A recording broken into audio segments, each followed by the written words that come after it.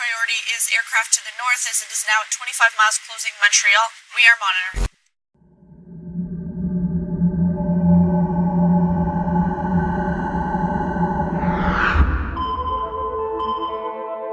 Whiskey, this is Bravo Whiskey Flash.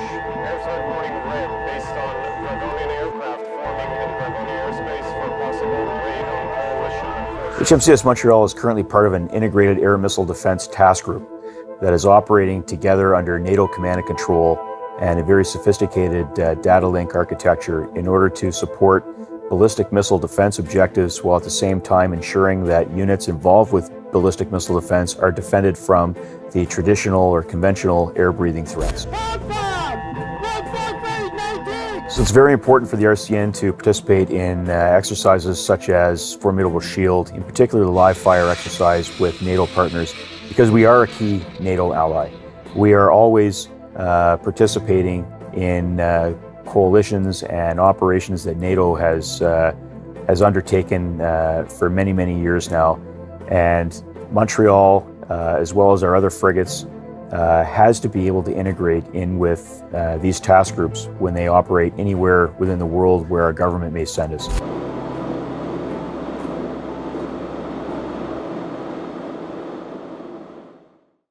So Formidable Shield 17 saw the first ever launch on remote engagement. So that means the radar system on one nation's warship detected a track in space, reported that position to a ship that's downrange, which was able to successfully engage that target. So the radar system of one nation provided the cueing for the weapon system of another nation to enable the engagement. All positions are low. Tensions in the area continue to rise. Formidable Shield 17 also exercised for the first time ever the Integrated Air Missile Defense Task Group, which is the first time that we've had units from specific nations defending other nations' units that are specifically rolled for ballistic missile defense. So in the case of the exercise that we ran here, we had a ballistic missile launch simultaneous with cruise missile launches against that task group.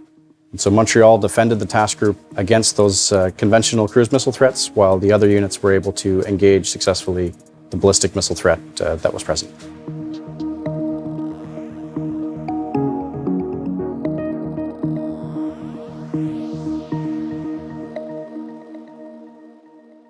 In the kind of threat environment that we're exercising in Formidable Shield 17, no country can operate in a multi-threat environment like that alone. So you need navies with complementary skills, complementary sensors, and the ability to talk to one another.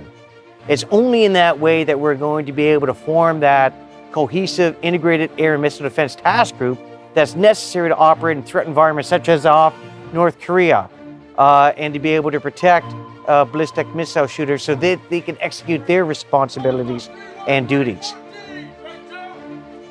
The ship's company performed extremely well throughout the exercise.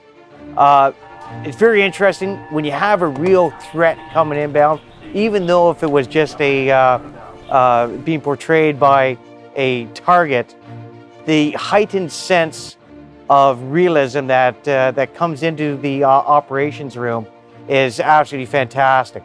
I was exceptionally pleased with the ship's company throughout the entire exercise. They performed extremely well. Through some very challenging circumstances and conditions, they maintained the focus, and when it came time to put a couple ESSM downrange, they were extremely successful. And because of that, we got 2 kills on the target.